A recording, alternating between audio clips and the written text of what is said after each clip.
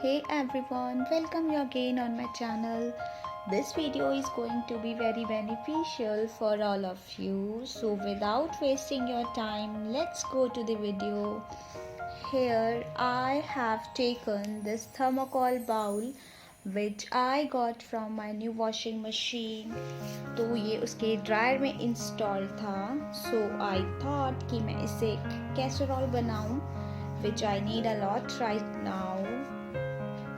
So first I have cut this cardboard circle to prepare its base. I am just putting Fevicol here to paste it at the bottom. You can see on screen. Spread the Fevicol and put the base here. The base is ready now. Now to make its lid, I am cutting 3 circles here and paste them together. You should use the wood Fevicol here or genuine Chipko so that it sticks properly. Now I am cutting these squares. There are 5 squares to hold this lid and paste them together.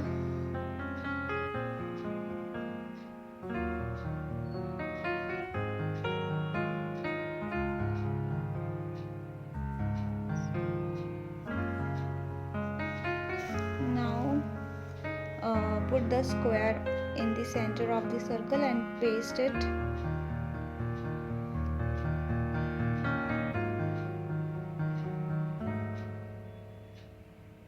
And the base is ready now. You can see.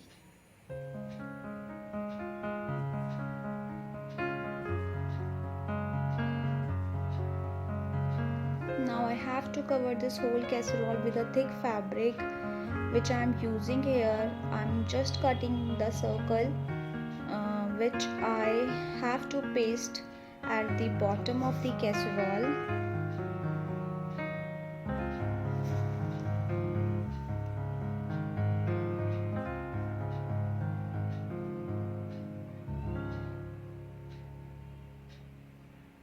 So I just simply stick like this.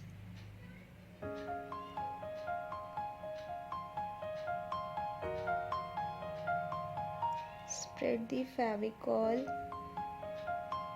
so that it sticks properly.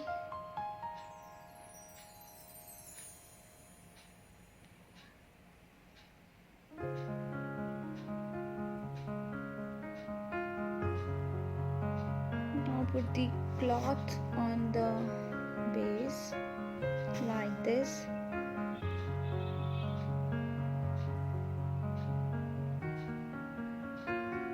अब इसको अच्छे से cover करने के लिए, finish touch देने के लिए मैं सीजर से कट कर लूँगी इसका पूरा आउटर एरिया ताकि ये अच्छे से स्टिक हो सके.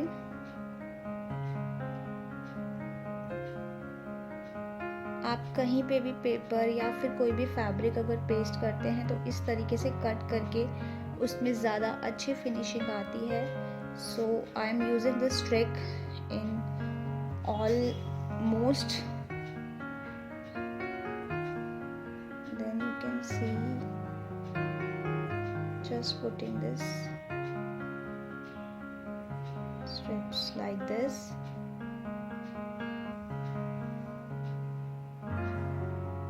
and paste all like this.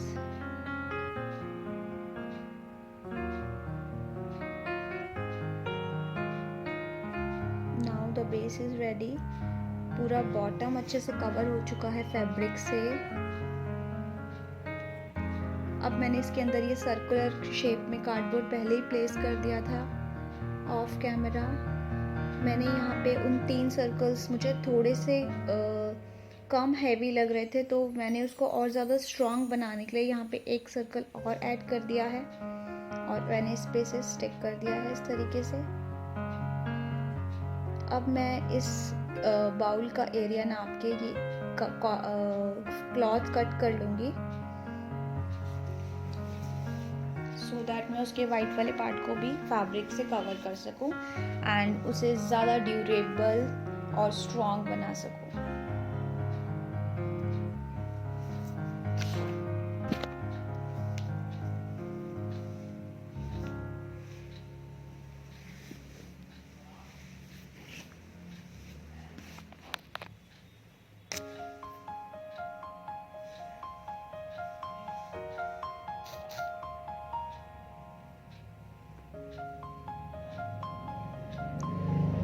जैसे हमने बेस बॉटम पे फैब्रिक लगाया था उसी तरीके से हम यहाँ पे भी फैब्रिक लगाएंगे एंड जैसे बॉटम से कट किया था ऐसे ही अब यहाँ टॉप और बॉटम दोनों से कट करेंगे ताकि ये वाला क्लॉथ भी अच्छे से फिक्स हो सके यहाँ पे। इस तरीके से मेरे इस फैब्रिक की लेंथ थोड़ी सी कम रह गई थी तो मैंने इसके ऊपर से एक और फैब्रिक कट करके ये जो आपको वाइट पोर्शन दिख रहा है इस पे पेस्ट कर दिया था बाद में। इस तरीके से ये पूरा भी स्टिक कर देंगे with the help of Fevicol. Glue gun से ज़्यादा बेस्ट है फेविकॉल। यहाँ पे ग्लू गन का यूज़ करना मुझे नहीं लगता बेस्ट होगा क्योंकि फेविकॉल अच्छे से स्टिक कर देता है। फैब्रिक के लिए आई थिंक बेस्ट है Fevicol.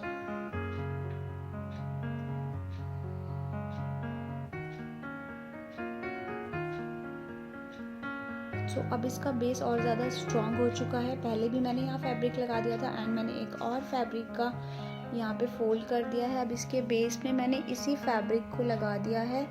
Now I have taken this red cloth. It should be it's fabric should be in cotton so that it sticks easily. Now I am sticking this red cloth on this fabric ताकि इसमें एक अच्छा सा glam look आ सके। Same जैसे मैंने वो वाले फैब्रिक को पेस्ट किया था मैं इस फैब्रिक को भी पेस्ट कर दूंगी इसके ऊपर एंड अंदर से जो अंदर वाला एरिया है इसका वो अच्छे से कवर मैं इसी फैब्रिक से करूँगी।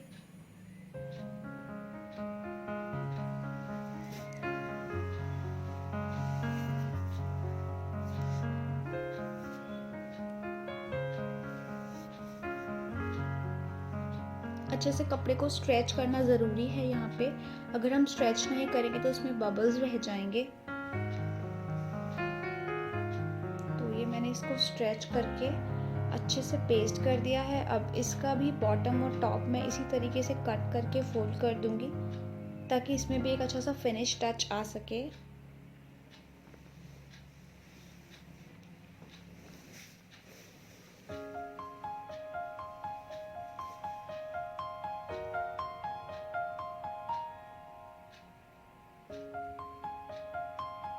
तो बेस हो चुका है। अब मैंने ये एक थिक सा फैब्रिक जो कि जीन्स का है इसको मैंने पेस्ट कर दिया है इसके ऊपर ताकि इसका बॉटम और भी ज़्यादा स्ट्रॉन्ग हो सके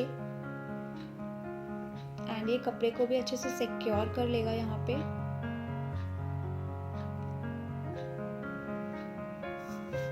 अब इसका जो टॉप वाला पार्ट है मैं इसमें भी इसी तरीके से फैब्रिक को फोल्ड कर दूंगी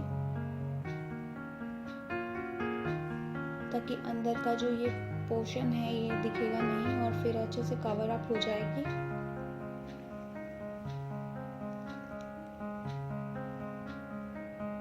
सो ये बाउल का बेस रेडी है। अब हम लिड को कवर अप करेंगे। कवर अप करने के लिए मैंने वाइट टेप लगा दिया है इस पे ताकि और अच्छे से फिक्स हो जाए एंड मैंने ये सर्कल कट कर लिया है जो कि लिड्स के साइज से थोड़ा सा बड़ा है अराउंड 2 इंच।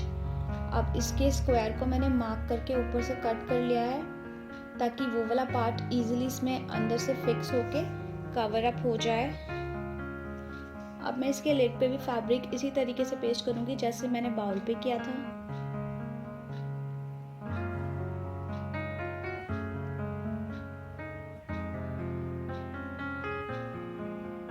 जब भी हम फेविकॉल लगाते हैं तो उसे स्प्रेड करना नेसेसरी है क्योंकि फिर फेविकॉल के अलग से ही स्ट्रिप्स से आ जाते हैं। सो ये टॉप पे तो हो गया है स्टिक।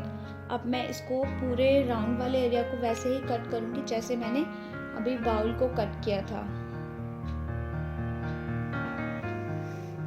इस तरीके से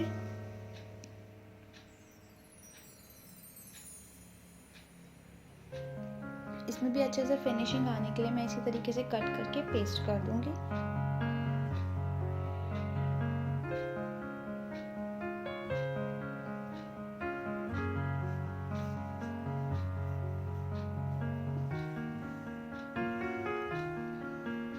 अब इसके भी मैंने बेस को कवर करने के लिए एक रेड फैब्रिक लगा दिया है। Now the base is ready. अब ये जो स्क्वायर सा दिख रहा है इसको कवर अप करने के लिए मैंने रेड कलर का फैब्रिक कट कर लिया है। इसको भी मैं जस्ट प्लेस कर दूंगी इसी तरीके से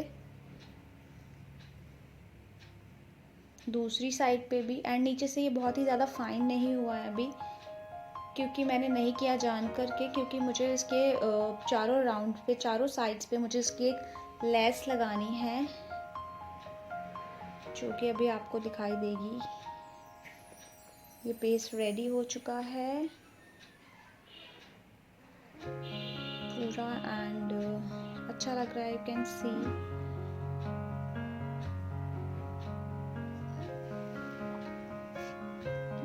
अब ये जो लेस है, ये जिसकी मैं अभी बात कर रही थी, यही है वो लेस।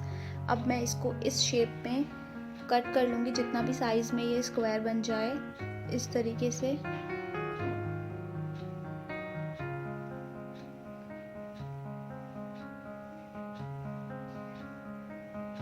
ये कट कर लिया है मैंने लेस। अब इस पे मैं फेविकॉल लगाऊंगी ताकि ये अच्छे से, पहले फेविकॉल लगाने से पहले इसके एंड्स को हम इस तरीके से हीट कर लेंगे ताकि ये लेस का जो थ्रेड है ये खिंच कर खुल ना जाए।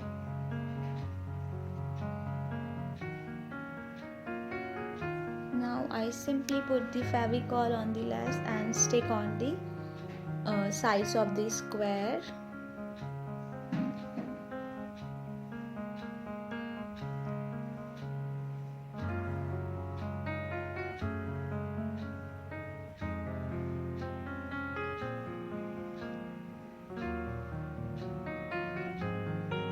लेस थोड़ी हैवी है तो इसको थोड़ा सा स्टिक होने में टाइम लग रहा था, इसलिए आप भी इसको स्टिक करके थोड़ी देर के लिए छोड़ दें। Now I am taking some rhombus shaped mirror here to decorate this whole lid.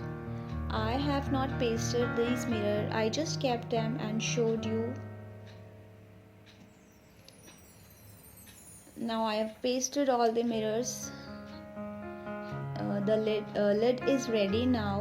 इसी तरीके से इसके बाउल को भी मैंने मिरर से डेकोरेट कर लिया है। Let me show you the bowl here.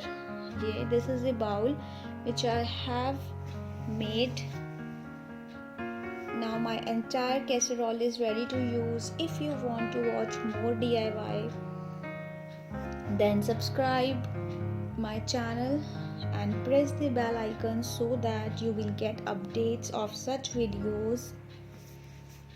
And you can see the bowl is looking very beautiful and glam.